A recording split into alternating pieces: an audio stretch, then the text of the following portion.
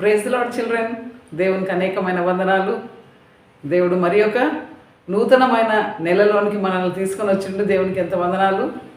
మరి 7 months దేవుడు మనల్ని కాపాడి 8th monthలోనికి తీసుకొని వచ్చినందుకు దేవునికి ఎంత వందనాలు. మరి మనం లెసన్లోనికి వెళ్ళకముందు ప్రేయర్ చేసుకొని లెసన్లోనికి వెళ్దాము. ప్రేమగల మా పరలోకపు తండ్రి, మా గొప్ప దేవా, నీకు వందనాలు. దయగల దేవా, మరి ఎవ్రీ డే యువర్ ఫెయిత్ఫుల్నెస్ ఎంతో ఉన్నది తండ్రి. మా పక్షాన నీకు ఎంతో వందనాలు. దయగల దేవా, మరి ఎంతోమంది ఎన్నో విధాలుగా బాధపడుతుండ్రు ఈ లోకంలో, కానీ మాకైతే మీరు ఇచ్చిన మరి సేఫ్టీ బట్టి నీకు ఎంతో వందనాలు. మా పిల్లలు స్కూల్కి వెళ్ళి వచ్చినప్పుడు తోడుగా ఉంటున్నారు, నీకు వందనాలు. హెవీ రెయిన్స్లలో కూడా తండ్రి మరి మాకు చేస్తున్న సహాయం బట్టి నీకు వందనాలు చెల్లిస్తూ నేర్చుకుంటున్న లెసన్ ద్వారా మరి పిల్లలతో మాట్లాడమని వేడుకుంటూ, పిల్లలు తండ్రి మరి నెహెమియా మాదిరి కావడానికి సహాయం దయచేయమని యేసయ్య పరిశుద్ధమైన నామమున ప్రార్థించి వేడుకుంటున్నాం తండ్రి, ఆమేన్. నెహెమియా 5, 6, 7, 8 అధ్యాయాలను మనం చూసుకుందాం ఈరోజు. నెహెమియా 5, 6, 7, 8 చాప్టర్స్ మనం ఈరోజు చూసుకుందాం.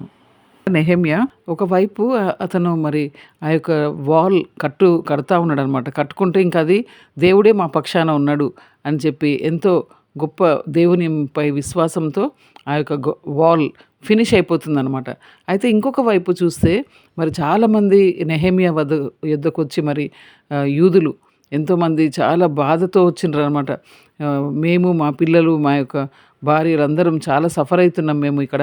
ఎందుకంటే అక్కడ యూదులు ఒకవేళ వాళ్ళు ఎవరైతే ఇంతకుముందు జెరుబ్బాబెల్ టైంలో మరి ఎవరైతే తిరిగి వచ్చిండ్రో బబులోన్ దేశం నుండి, వాళ్ళు ఒకవేళ అక్కడ వాళ్ళు ఏమైతే వాళ్ళకు డబ్బు ఉండేనో, ఆస్తులు, మరి అవన్నీ కూడా ఆ డబ్బు తీసుకొని వచ్చిండ్రేమో. వాళ్ళు చాలా వెల్దీ జ్యూస్ ఉండొచ్చు వాళ్ళు, లేదంటే మరి చాలా రోజుల నుండి మరి అక్కడే ఉన్న యూదులు కూడా మరి చాలా రిచ్ జ్యూస్ అక్కడ ఉండొచ్చు అనమాట. సో వీళ్ళు ఏం చేస్తారంటే పేదవారైన జ్యూస్ దగ్గర నుండి మరి వాళ్ళకి ఎప్పుడైతే పేదవారు ఏమన్నా డబ్బు లోన్ తీసుకున్నప్పుడు మరి వాళ్ళు దాని మీద ఎంతో ఇంట్రెస్ట్ వేస్తుంటారు అనమాట. ఎంతో ఇంట్రెస్ట్, ఆ ఇంట్రెస్ట్ వీళ్ళు కట్టలేకుంటే మరి వాళ్ళ పిల్లలను అమ్మేసుకుంటుండే అనమాట. వాళ్ళ పిల్లలను మరి స్లేవరీకి తీసుకొని పోతుండే అనమాట వీళ్ళు, ఈ రిచ్ పీపుల్. సో ఆ విధంగా దేవుని బిడ్డల మధ్యలోనే ఈ విధంగా వాళ్ళకు చాలా కష్టాలు ఉండే అనమాట. ఈ రిచ్ జ్యూస్ పోర్ జ్యూస్ను వాళ్ళు బాధ పెడుతుండే అనమాట. సో ఆ విధంగా ఉన్నప్పుడు మరి వీళ్ళందరూ కూడా నెహెమియా దగ్గరకు వచ్చి హెల్ప్ కొరకని అడుగుతారనమాట. సో నెహెమియా వీళ్ళందరినీ కూడా పిలుస్తారనమాట.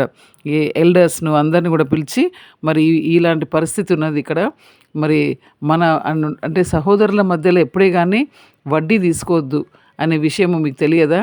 దేవుని యొక్క వాక్యంలో ఉన్నది కదా అని చెప్పేసి మరి వాళ్ళ యొక్క ల్యాండ్స్, మరి వినియార్డ్స్, ఆలివ్ యార్డ్స్ ఏమేమి ఉన్నాయో అన్నీ కూడా ఇచ్చేసేయండి, తిరిగి వాళ్ళకి సమకూర్చండి అని చెప్పి వాళ్ళకు చెప్తారన్నమాట. సో వాళ్ళందరూ కూడా ఓకే అని చెప్పేసి వాళ్ళు మరి దేవుని ముందర వాళ్ళు ఒక ఒప్పందం చేసుకుంటారనమాట.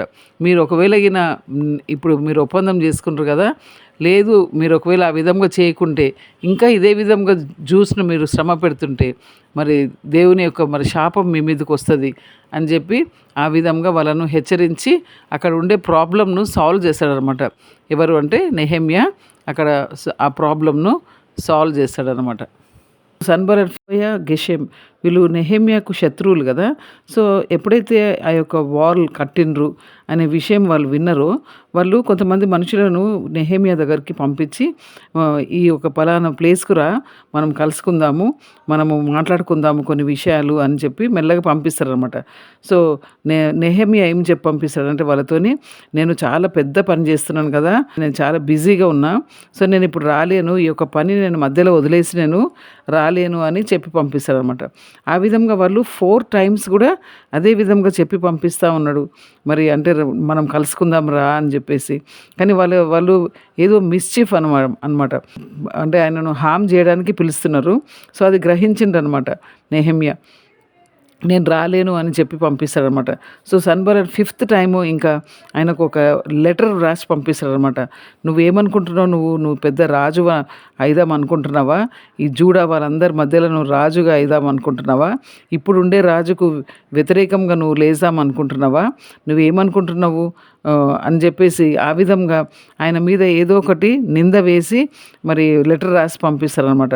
సో అప్పుడు తిరిగి మరి నెహెమ్యా ఏం చెప్తారంటే, అలాంటి విషయాలు ఏవి కూడా లేవు, నువ్వు నీ యొక్క హృదయంలోనే నువ్వు తప్పుగా ఆలోచిస్తున్నావు అని చెప్పేసి, ఇంకా ఏంటంటే అసలు నెహెమ్యాను భయపెట్టడానికి చేస్తుంటారు అనమాట. ఈ విధంగా రాజుకు వ్యతిరేకంగా నువ్వు లేస్తున్నావా అని చెప్పి ఆయనను బెదిరిస్తుంటారు అనమాట.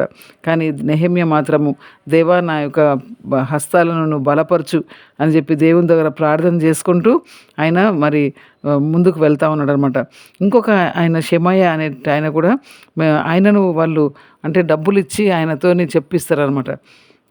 నువ్వు అంటే దేవుని మందిరంలో మనం కలుసుకుందాంరా, నీకు ఏదో హాని జరుగుతుంది, నువ్వు దేవుని మందిరానికి పరిగెత్తు, నువ్వు అక్కడ పోయి నువ్వు దాసుకో అక్కడ దేవుని మందిరంలో అని అన్నప్పుడు మరి నెహెమ్యా అంటాడనమాట, నేను ఎందుకు వెళ్ళాలా, నేను ఆ విధంగా నన్ను నేను దాచుకోవడానికి నేను వెళ్ళను దేవుని మందిరానికి అని చెప్పేసి ఆయన ఆ విధంగా వెళ్ళాడనమాట. సో ఏదో ఒక విధంగా ఆ యొక్క వాల్ సంపూర్ణంగా కాకుండా దాన్ని స్టాప్ చేయడానికి ఈ సన్బలత్ టోబయా వాళ్ళు చేస్తూ ఉన్నారన్నమాట వాళ్ళ యొక్క ఉపాయాలు. ఇంకా 52 డేస్ అయిన తర్వాత ఆ యొక్క వాల్ సంపూర్ణంగా ఫినిష్ అయిందనమాట. ఫినిష్ అయ్యి వాళ్ళు చెప్తారనమాట, ఈ యొక్క వాల్ కట్టడము అది మాతోనే కాలేదు, అది కేవలం అది దేవుని యొక్క కార్యమే, అది దేవుడు మాకు సహాయం చేసిండు ఆ యొక్క వాల్ కట్టడానికి అని నెహెమ్యా మరి వాళ్ళు ఆ యొక్క వర్కర్స్ అందరు కూడా అంటారనమాట. వాల్స్ అంతా కట్టబడిన తర్వాత ఇంకా దాన్ని గార్డ్ చేయాలి కదా, వాల్ చుట్టూ మరి దానికి డోర్స్ ఉన్నాయి. ఆ డోర్స్ దగ్గర మరి వాచ్మెన్ను పెట్టిండు అనమాట. వాచ్మెన్ పెట్టి మరి ఎప్పుడు ఎనిమీ వస్తారో కాబట్టి ఆ ఎనిమీ నుండి కాపాడడానికి మరి వాచ్మెన్ కూడా పెట్టిండు అక్కడ నెహెమ్యా. అంతేకాకుండా మరి ఆ యొక్క గేట్స్ మరి బాగా ఎండెక్కే వరకు కూడా తెరవద్దు అని చెప్పడం అనమాట. ఎందుకంటే మరి ఎనిమి ఎప్పుడు వస్తారో తెలియదు, ఎర్లీ మార్నింగ్ వస్తే అందరు ఇంకా నిద్ర ఉంటారు కదా. సో అందరూ కూడా మంచిగా అలర్ట్ అయినాక అప్పుడు ఆ డోర్స్ ఆ గేట్స్ అన్నీ కూడా తెరవాలా అని ఆ విధంగా ఇన్స్ట్రక్షన్స్ ఇస్తాడనమాట నెహెమ్యా. మరి ఆ యొక్క వాల్ చుట్టూ ఏ విధంగా మరి అక్కడ ఇంకా సింగర్స్, లీవైట్స్ అందరిని కూడా అపాయింట్ చేస్తాడనమాట. అంతేకాకుండా నెహెమ్యా అక్కడ ఒక రిజిస్టర్ దొరికిందంట ఆయనకు. అంటే ఎజ్రా టైంలో ఏ విధంగా ఎజ్రా 2nd చాప్టర్లో మరి అక్కడ ఎంతమంది జూస్ ఉన్నారు అని చెప్పి ఒక రిజిస్టర్ అక్కడ దొరికిందనమాట. మరి తిరిగి మరి నెహెమ్యా కూడా అక్కడ ఒక జీనియాలజీ చేశాడనమాట. ఎంతమంది ఉన్నారు, ఎంతమంది సింగర్స్, లీవైట్స్, పోర్టర్స్ వీళ్ళందరూ ఉన్నారు అనే విషయము అక్కడ ఒక పెద్ద రికార్డ్ చేస్తారనమాట. సో అదంతా అయిన తర్వాత మరి ఇంకా తిరిగి అందరినీ కూడా గ్యాదర్ చేస్తారు. మనము ఫస్ట్ టైం చూసుకున్నాం కదా, ఎజ్రానేమో రిలీజియస్ లీడర్, నెహెమ్యానేమో పొలిటికల్ లీడర్ అని మనము చూసుకున్నాం. సో నెహెమ్యా అందరినీ కూడా గ్యాదర్ చేస్తారన్నమాట. వాటర్ గేట్ అనే ప్లేస్ దగ్గర అందరు కూడా వస్తారనమాట. వచ్చినప్పుడు ఎజ్రా ద స్క్రైబ్ ఆయన ఏం చేస్తారనమాట, మరి మోషే యొక్క న్యాయశాస్త్రము ఆ యొక్క ధర్మశాస్త్రం తీసి అంటే ఇప్పుడు దేవుని వాక్యము అని మనం అంటాం కదా, బైబిల్ ఓపెన్ చేసి మరి ఇంకా మనుషులకు వాళ్ళ ఎదుటి చదువుతాడనమాట. ఆయన రీడింగ్ చేస్తారనమాట. ఆ వాటర్ గేట్ దగ్గర అందరు కూడా బుక్ ఆఫ్ ద లా వాళ్ళు ఎజ్రా ఓపెన్ ద బుక్ అనే మాట మనకు కనిపిస్తుంది 8th చాప్టర్లో. అంతేకాకుండా ఎజ్రా అది ఎప్పుడైతే చదివిండో ఆయన ఒక పుల్పిట్ అక్కడ నిలబడి, ఒక పుల్పిట్ ఆఫ్ వుడ్ అక్కడ నిలబడి అంటే అందరికీ కనిపించేటట్లు ఎత్తు ప్లేస్లో నిలబడి ఆయన ఆ బుక్ ఓపెన్ చేసి ఇంకా అందరి ముందర చదువుతాడనమాట. చదివి ఇంకా దేవుడు ఎంత గొప్ప దేవుడు కదా అని దేవుణ్ణి స్తుతిస్తారనమాట. అందరు కూడా ఏమెన్ ఏమెన్ అని అంటారనమాట. సో ఆ విధంగా దేవుని స్తుతించి దేవుని ఆరాధిస్తారు. వాళ్ళ యొక్క తలలు వంచి దేవుని వాళ్ళు ఆరాధిస్తారన్నమాట. ఎజ్రా ఆ యొక్క బుక్ ఓపెన్ చేసి మరి దాంట్లో నుండి మరి మనుషులకు అర్థమయ్యేటట్లు దాన్ని అర్థం చేయిస్తాడనమాట. సో ఇంకా చెప్తాడనమాట, ఈరోజు మనకు పరిశుద్ధమైన దినము, మనం ఈ రోజు ఎవ్వరు కూడా ఏడవద్దు, ఎందుకంటే the Joy of the lord is your strength, ప్రభువునందు ఆనందమే మనకు బలము అని అందరినీ కూడా చాలా ఎంకరేజ్ చేస్తారనమాట. దేవుని యొక్క వాక్యంలో ఎంకరేజ్ చేస్తూ ఉంటాడు. 2nd డే కూడా మళ్ళీ వాళ్ళందరూ కూడా గ్యాదర్ అవుతారనమాట. గ్యాదర్ అయ్యి దేవుని యొక్క వాక్యము ఆ విధంగా వాళ్ళు రీడింగ్ చేయడము, వాళ్ళందరూ వినడము, దాన్ని అర్థం చేసుకోవడము, మరి వాళ్ళు అర్థమయ్యేటట్లు ఎజ్రా దాన్ని అర్థం చేయిస్తాడనమాట. సో ఆ విధంగా దేవుని యొక్క బిడ్డలు ఆ యొక్క యెరూషలేములో ఆ యొక్క వాల్ అంతా కట్టబడ్డ తర్వాత దేవునికి వాళ్ళని వాళ్ళు సమర్పించుకుంటారు అనే విషయం మనము ఈ యొక్క అధ్యాయాలలో మనము చూసుకుంటున్నాం. The joy of the Lord is my strength. The joy of the Lord is my strength.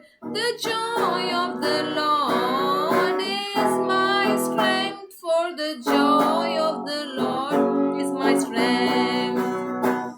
He heals the brokenhearted and they cry no more.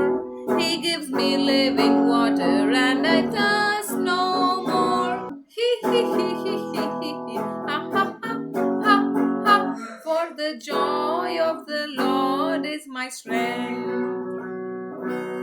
పిల్లలు, మరి ఈరోజు మనం లెసన్లో మరి కన్క్లూజన్ చేసుకుందాము. అయితే ఈ డ్యూరింగ్ దిస్ టైం నెహెమియా ఈ యొక్క కాలంలో last book of the old testament ఏం బుక్? ఓకే, తెలుసా మీకు?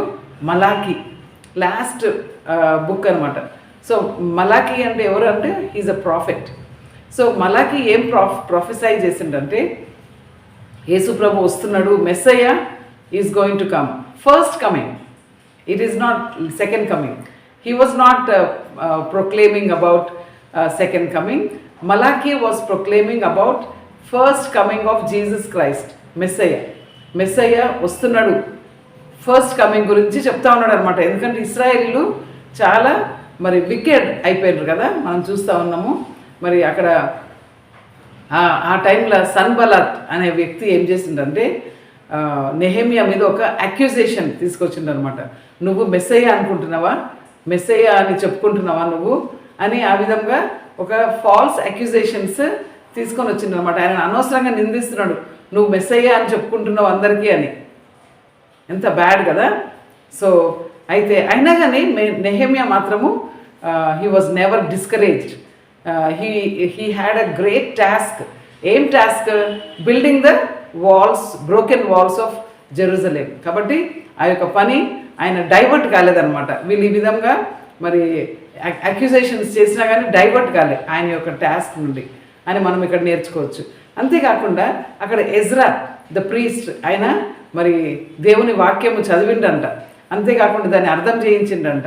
So when Ezra read the law of the Lord, people gave attention, close attention. అక్కడ ఇశ్రాయేలీలు చాలా శ్రద్ధతో, ఎంతో గమనికతో విన్నారంట. విన్నప్పుడు ఏమైంది తెలుసా పిల్లలు? వాళ్ళ లైఫ్స్ చేంజ్ అయినాయి అంట. They were changed. Okay, so మనం కూడా దేవుని వాక్యం విన్నప్పుడు మన యొక్క లైఫ్ చేంజ్ కావాలి. మన లైఫ్ చేంజ్ కాలేదు అంటే మనం సరిగా దేవుని వాక్యమును మనము గమనించి వింటలేము. We are not paying attention to the word of God అని మనము చెప్పొచ్చు అనమాట. కాబట్టి ఈ యొక్క విషయాలను మనము నెహెమియా పుస్తకంలో నేర్చుకున్నాము. ఇంకా ఒక 3 చాప్టర్స్ ఉన్నాయి అనుకుంటా నెహెమియా పుస్తకంలో. మనం ఇంకా నెక్స్ట్ టైము ఆ విషయాలు చూసుకునే వరకు దేవుడు మనకు సహాయం చేయండి.